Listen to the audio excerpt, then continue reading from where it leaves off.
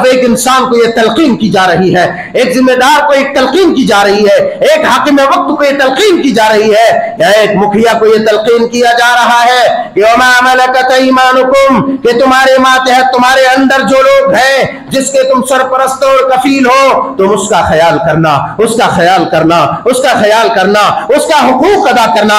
अगर उसके हुकूक अदा ना किए गए तो तुम बहुत बड़े मुजरिम हो। नमाज अल्लाह का हक है, नमाज अल्लाह का हक है।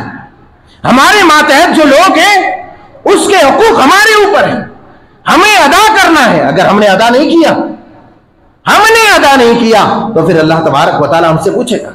चाहे हमारी औलाद रहे, हमारे बाल बच्चे रहे, हमारे मातहत काम करने वाले लोग रहे, हैं मामलात में मुसलमान नहीं। अपने मातहत लोगों का ख्याल करो, अपने मातहत लोगों का, अपने मातहत लोगों का जो ख्याल नहीं करता फिर वो बर्बाद होता है, दुनिया में भी आखिरत में भी बर्बाद। अपने मातहत लोग कौन है, कैसे हैं? हम हैं, मैं गरीब इंसान, मेरे मातहत जो लोग काम करने वाले, अगर मदरसे का जिम्मेदार मैं हूं, किसी फैक्ट्री का जिम्मेदार मैं हूं, किसी काम का जिम्मेदार में हूं, मेरे मातहत लोग हैं, असातिज़ाए, मुलाजिमीन है, काम करने वाले, अगर हमने उनके हुकूक अदा नहीं किए, सही वक्त पर उनको हम पैसे नहीं दिए, उनकी तनख्वाहों का इंतजाम नहीं किया, तो अल्लाह का मुजरिम मैं।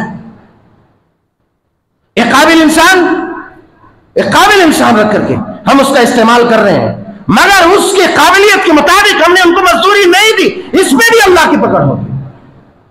भाई मैं हाथी पालूंगा और बकरी की अगर ग़िज़ा देता हूं, मैं हाथी पाल रखा हूं, ग़िज़ा बकरी का दूंगा, बकरी की ग़िज़ा अगर दिया तो यह जुल्म है।